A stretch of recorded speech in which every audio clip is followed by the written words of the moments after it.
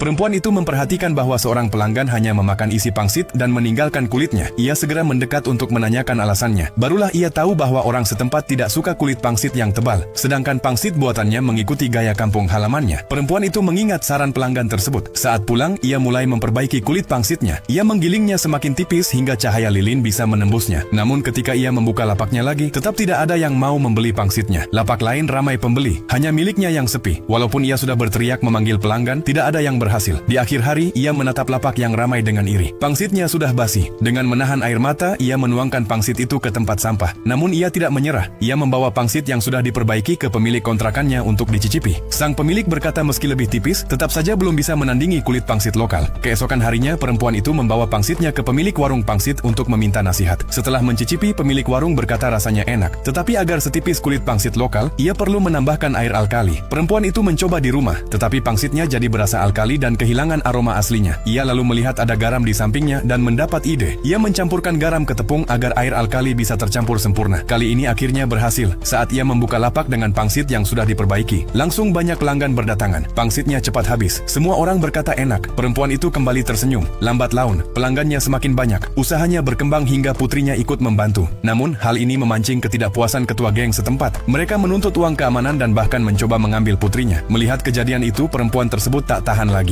Ia meraih pisau dapur, melindungi kedua putrinya, dan bersiap melawan sampai mati. Ketua geng itu terdiam, teringat pada ibunya sendiri yang dulu melindunginya dengan cara yang sama. Ia terharu oleh keberanian perempuan itu, lalu memesan semangkuk pangsit. Meski enggan, perempuan itu tetap melayaninya. Setelah makan, ketua geng sangat puas dan bahkan memesan untuk semua anak buahnya. Ia tidak lagi mengganggunya, membayar pangsit, bahkan menurunkan biaya keamanan. Ia juga memesan 500 pangsit sekaligus. Masalah perempuan itu akhirnya selesai. Bahkan ia mendapat pelanggan besar malam itu. Setelah makan, ada pelanggan yang minta pangsit mentah untuk dibawa pulang. Perempuan itu terkejut dan bertanya apakah tidak akan basi semalaman. Lelaki itu berkata ia punya kulkas di rumah, bisa dibekukan agar tetap segar dan dimasak kapan saja. Ide ini membuka wawasan perempuan itu. Mulai hari itu, ia tidak hanya menjual pangsit matang, tapi juga menjual pangsit beku dalam kemasan. Usahanya semakin maju, pelanggan mengantre di depan lapaknya. Akhirnya, ia membuka pabrik dan mempekerjakan pekerja untuk membantu membuat pangsit. Pada akhirnya, pangsit buatannya tidak hanya terkenal di dalam negeri, tapi juga sampai ke luar negeri sehingga orang di seluruh dunia bisa menikmatinya.